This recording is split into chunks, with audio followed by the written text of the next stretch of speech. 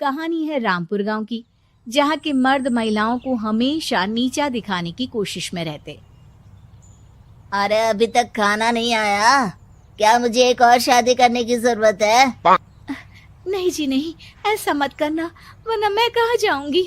खाना लेकर मैं अभी आई जी। गांव की पंचायत में भी फैसले हमेशा औरतों के खिलाफ ही रहते। मैं जो फैसला सुनाता हूँ वो भगवान की आज्ञा होती है।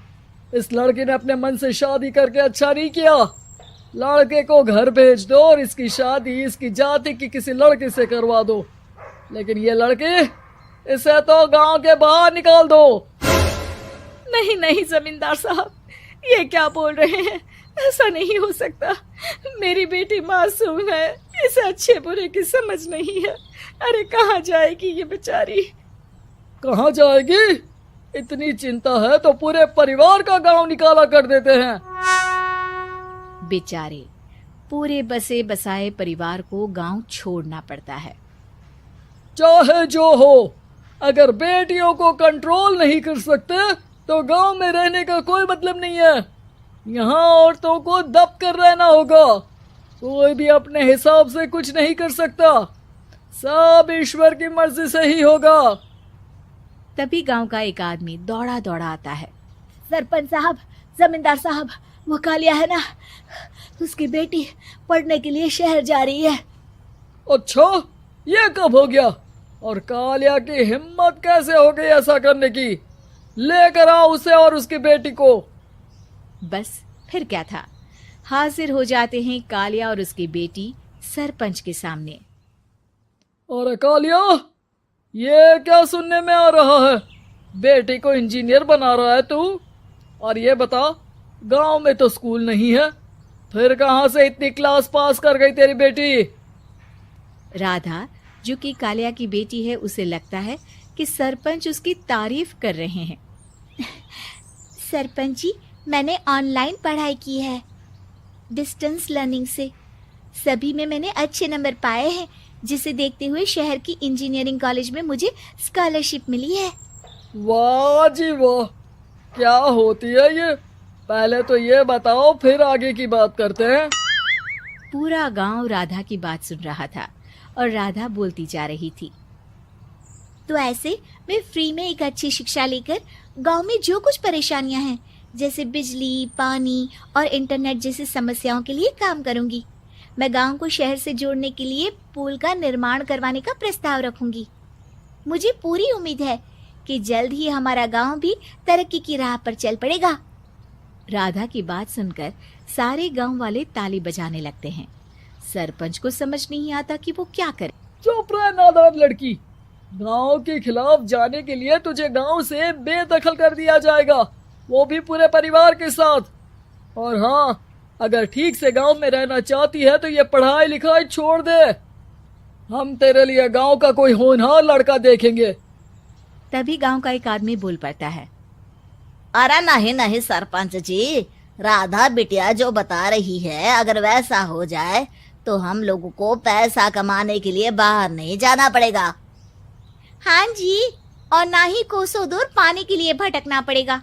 हमारे बच्चे भी अच्छी पढ़ाई कर सकेंगे और आगे बढ़ेंगे, ना कि हमारी तरह खेती करते बैठेंगे। क्यों गांव वालों, राधा बिटिया का साथ देना चाहिए ना। सरपंच देखता है कि गांव राधा के साथ है तो वो चुप हो जाता है। वो घर आकर अपने सलाहकार से बात करता है, जो बहुत ही चालाक किस्म का इंसान होता है। अरे सरपंच साहब, आपको बहुत ही होशियारी से काम लेना पड़ेगा। एक बार गांव तरक्की कर गया, यहाँ के बालक पढ़ लिए तो कोई ना पूछेगा आपको। और फिर ये जो बेटा और बेटी है ना आपके, इनको भी आम लोगों की तरह ही जीवन जीना होगा।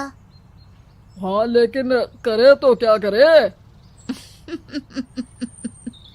वो ना आप मुझ पर छोड़ दीजिए, बस मैं जैसा बोलूं करते जाइए। अगले रोज सुबह जब गांव वाले सोकर उठते हैं तो राधा के घर के बाहर और साथ ही वो लोग जिन्होंने राधा का सपोर्ट किया था, उनके घर के आगे लाल रंग से कल आऊंगी लिखा होता है। कल आऊंगी, यह क्या होता है? अरे यह तो खून से लिखा है, लगता है कोई भूत प्रेत या चुड़ैल का साया है। चलो सरपंच जी के पास चलते हैं। सभी सरपंच के पास जाकर उसे सारी बात बताते हैं। अरे ये तो बड़ी मुश्किल की बात है। चलो मैं एक बाबा को जानता हूँ, उन्हें बुला लेता हूँ। सरपंच बाबा को लेकर गांव के घर के बाहर जाता है। ओहो, तो ये वो चुड़ैल है जो उन लोगों को निशाना बनाते हैं जो गांव को बदलने का सपना देखते हैं। वो गांव को ऐसे ही संपन्न देखना चाहती है। वो नहीं चाहती कि कोई बाहरी यहाँ का कायाकल्प करे। क्या तुम लोगों में से किसी ने गांव को बदलने की सोच रखी है? तभी राधा की माँ रोते रोते आती है। मेरी राधा घर से गायब हो गई है। अरे कोई तो बचाओ, मेरी बच्ची कहाँ गई?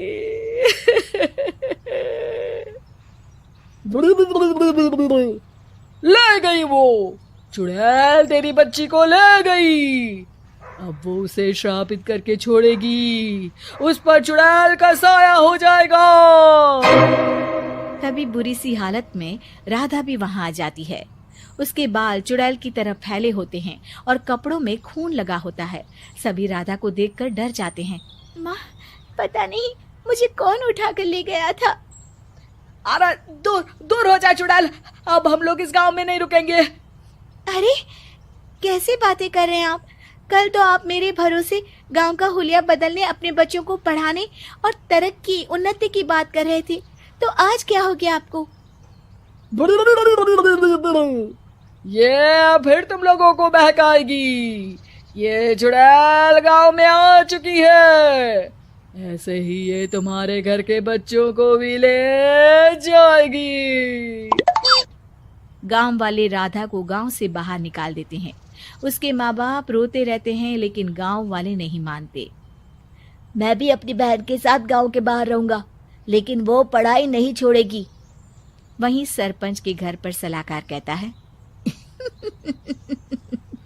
देखा, सांप भी मर गया और लाठी भी नहीं टूटी।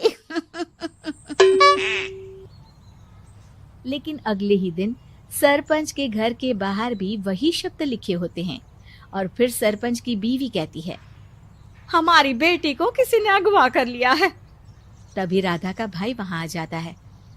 अरे गांव वालों, मैंने सरपंच जी की बेटी को देखा था। वो चुड़ैल उसे उठाकर ले जा रही थी। अरे क्या मजाक कर रहे हो? नहीं नहीं सरपंच जी, आप नहीं जानते। वो चुड़ैल अब आपकी बेटी में आ जाएगी, जैसे राधा के अंदर आ गई थी। तभी सरपंच की बेटी वैसी ही हालत में वहां आती है जैसे राधा आई थी। पापा, पता नहीं कैसे मैं गायब हो गई थी। चुड़ैल, इसके अंदर भी चुड़ैल का साया है, मारो इसे। अरे नहीं नहीं, इसे भी राधा के पास गांव के बाहर ही भेज दो।